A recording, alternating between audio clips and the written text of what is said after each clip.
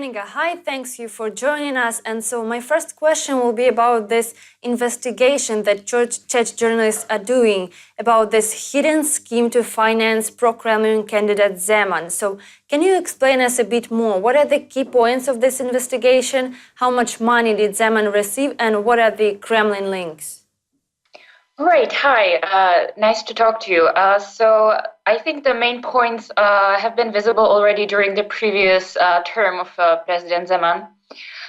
He surrounds himself with people with connections to Russian business. One of such examples is Mr. Nejedly, who works as an economic aide, but he doesn't have an official position at the Prague Castle, and he doesn't have a security clearance.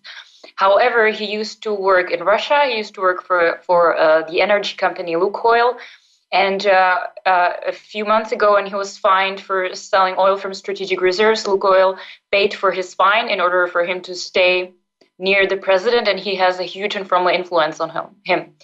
Another such example is Mr. Minard, who is the chancellor or chief of staff of our president, and he is the chief of the club of friends of Milos Zeman, which gave the president around 8 to 9 million crowns for his campaign. He says he doesn't lead, but the club refuses to disclose where did they get the money. So yeah, about this campaign, where did all the money go? Zeman says he did not campaign, but other experts says that he spent around 34 crowns on campaigning.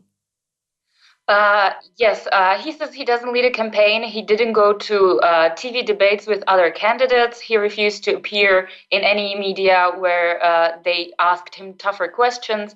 But on the other hand, there was a solid number of billboards all over the Republic promoting his campaign. And even now, between the first and the second round of the elections, there are billboards and posters saying that Zeman is the only one who can save us from the wave and floods of refugees.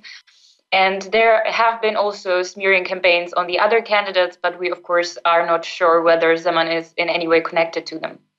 This whole investigation, this whole situation is seen in Czech Republic. What people think about it, what people know, and how it affects the whole campaign, the election campaign. Well, how many people will be influenced by these investigations is yet to be seen. But the truth is, in the Czech Republic, there is traditionally a huge number of people who are undecided and only decide who to vote for a day or two before the elections. And also, there is a lot of people who voted for candidates who didn't get to the second round, and these are the votes that the current candidates are fighting for.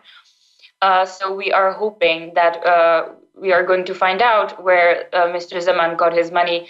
But the members of the club of the Friends of Milos Zeman are being frequently asked about this, and they refuse to say, or they say they do not know. So we will see where the investigative journalists will get with this reporting. But can you shortly explain a bit more about this Friends Zeman club? What is that? What people are in this club?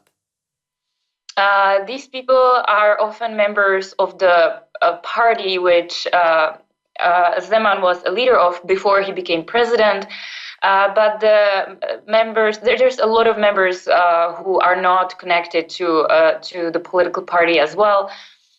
One of the members is, for example, Senator Veleba, who has been appearing in the media and who has been asked about the money, but he also stated that he doesn't know where it came from.